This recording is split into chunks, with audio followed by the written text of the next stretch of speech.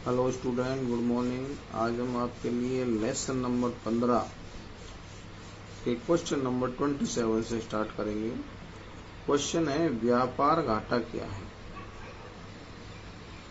एक देश में व्यापार घाटा तब होता है जब उस देश के आयातों का मूल्य निर्यात से अधिक होता है। आयात का मतलब खरीदना, निर्यात का मतलब बेचना। यानी हम ज्यादा खरीदें और कम बेचें।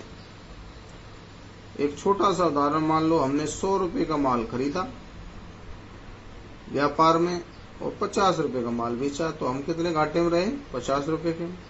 तो ये है व्यापार घाटा। यानी हम ज्यादा मूल्य की वस्तु खरीद लें और कम मूल्य की वस्तु बेचें, तो वो क्या कहलाता है? व्यापारिक घाटा।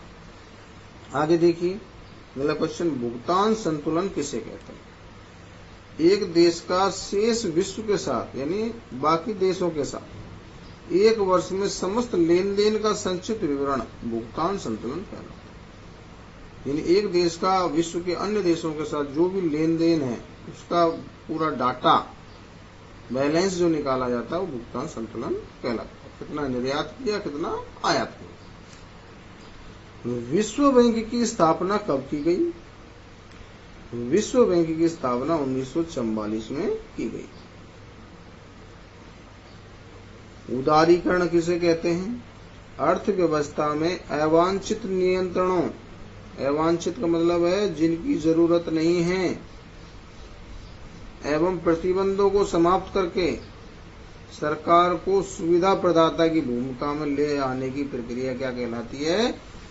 उदारीकरण। कहने का मतलब ये है कि अवांछित नियम और प्रतिबंधों को हटाकर सुविधा प्रदान करना।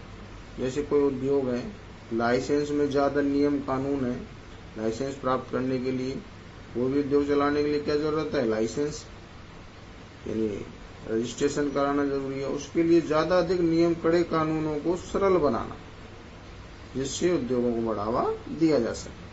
तो ये प्रत्येक क्षेत्र में इसका उपयोग किया जाता है। उदारीकरण। उदारीकरण की प्रक्रिया से भारतीय अर्थव्यवस्था में क्या परिवर्तन हुआ? उदारीकरण की प्रक्रिया से भारतीय अर्थव्यवस्था समाजवादी मिश्रित अर्थव्यवस्था से, समाजवादी का मतलब पूरे समूह का इसमें लाभ होता है, पूंजीवादी मिश्रित अर्थव्यवस्था में परिवर्तित हो गई। इससे उद्योगों को लाभ, अर्थव्यवस्था में वृद्धि हुई। निजीकरण किसे कहते हैं? अर्थव्यवस्था में निजी क्षेत्र की भूमिका में वृद्धि करने की प्रक्रिया निजीकरण कहलाती है। कहने का मतलब है सरकारी क्षेत्र को प्राइवेट सेक्टर में बेचना, सरकारी कंपनी है उसको प्राइवेट सेक्टर को बेचना, वो कहलाता है निजीकरण। निजीकरण का तात्पर्य, दूसरी परिभाषा है, देखिए, निजीकरण का तात्पर्य सार्वजनिक या राज्य संपत्तियों को निजी स्वामित्व नियंत्रण में देने की प्रक्रिया है। सार्वजनिक यानी सरकारी या राज्य की, सरकार की संपत्तियों को किसमें देना? निजी स्वामित्व में, किसी निजी व्यक्ति को सौंपना, बेचना, वो कहलाता है निजीकरण। अगला क्वेश्चन है, विनिवेश का क्या तात्पर्य? विनिवेश का तात्पर्य राज्य द्वारा सार्वजनिक उद्यमों में यानी उद्योगों में, सरकारी जो उद्योग हैं, अपना अंश निजी क्षेत्र को बेच देने से। विनिवेश का मतलब है कि सरकारी जो उद्यम है या व्यापारिक जो कंपनी है उसका अपना शेयर, कुछ हिस्सा निजी क्षेत्रों को बेच दे, वो कहलाता है विनिवेश। आगे है 34, भारत में विनिवेश कार्यक्रम कब प्रारंभ किया गया था? भारत में विनिवेश जो कार्यक्रम है 1991-92 में प्रारंभ किया गया। वैश्वीकरण से क्या तात्पर्य है? घरेलू अर्थव्यवस्था का विश्व अर्थव्यवस्था के साथ एकीकरण वैश्वीकरण कहलाता है। यानी किसी भी देश की अर्थव्यवस्था का पूरे विश्व की अर्थव्यवस्था के साथ एकीकरण करना, व्यापारिक गतिविधियां बढ़ाना, लेन देन करना, उत्पादन के लिए कच्चा माल प्राप्त करना, तैयार माल बेचना, यानी पूरे विश्व के साथ अर्थव्यवस्था को मिलाना क्या कहलाता है? वैश्वीकरण कहलाता है। बहुराष्ट्रीय कंपनी क्या है या बहुराष्ट्रीय कंपनी से क्या आशय है? ये क्वेश्चन नंबर 36। एक बहुराष्ट्रीय कंपनी वह है जो एक से अधिक देशों में उत्पादन पर नियंत्रण तथा स्वामित्व रखती है। बहुराष्ट्रीय कंपनी का मतलब है जो एक से अधिक देशों में अपना माल बनाती है या एक से अधिक देशों में उसके कंपनियां स्थापित हैं और अपना प्रोडक्ट उत्पादन करती है, तो वो क्या लेती है, बहुराष्ट्रीय कंपनी। आगे है विश्व व्यापार संगठन की स्थापना कब हुई, WTO। विश्व व्यापार संगठन को शॉर्ट में बोलते हैं WTO, वर्ल्ड ट्रेड ऑर्गेनाइजेशन। विश्व व्यापार संगठन की स्थापना 1 जनवरी 1995 को हुई थी। कब हुई थी, 1 जनवरी 1995। कोई 2 स्वदेशी उत्पादों के नाम बताइए जो हमारे भारतीय कंपनियों द्वारा निर्मित है। अमूल दूध जो आता है, दूध प्रोडक्ट है। गोदरेज इलेक्ट्रॉनिक आइटम जिसके आते हैं। टाटा जिसके वाहन भी होते हैं, लोहा भी आता है टाटा कंपनी के। हीरो और बजाज, पतंजलि, ये भारतीय कंपनी है। स्वदेशी शब्द का क्या अर्थ है, स्वदेशी शब्द का अर्थ है स्वयं के देश का, यानी खुद के देश का, अपने देश का। वैश्वीकरण के भारत में कोई 2 प्रतिकूल प्रभाव होते हैं। प्रतिकूल मतलब नकारात्मक, हानि। वैश्वीकरण से कई उद्योग धंधों का पतन हो गया, यानी उद्योग धंधे नष्ट हो गए। वैश्वीकरण से बेरोजगारी में वृद्धि हुई, रोजगार बढ़ा। मानव पूंजी किसे कहा जाता है, मानव पूंजी का तात्पर्य उच्च कौशल, योग्यता, ज्ञान और अनुभव युक्त मानवीय संसाधन से। मानव पूंजी का मतलब है वह व्यक्ति जो उच्च कौशल रखता है, योग्यता रखता है, ज्ञान और अनुभव रखता है, तो क्या करेगा, धन कमाएगा, पैसा कमाएगा, श्रम करेगा, परिश्रम करके आय प्राप्त करेगा, तो वही क्या कहलाएगी, मानव पूंजी कहलाएगी। यानी वो अपने कार्य कुशलता के आधार पर उत्पादन में वृद्धि करेगा। आगे है व्यापार अवरोधक से क्या तात्पर्य। व्यापार अवरोधक सरकार द्वारा लगाए गए वे प्रतिबंध हैं जिनमें वे विदेशी व्यापार को नियमित करते हैं। कौशल किसे कहते हैं, किसी कार्य को अधिक अच्छे तरीके से संपन्न करने की योग्यता और क्षमता को क्या कहा जाता है, कौशल।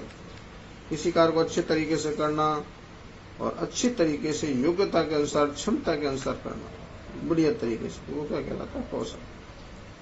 कौशल विकास के कोई 2 लाभ। कौशल विकास से श्रम की उत्पादकता में वृद्धि होती है।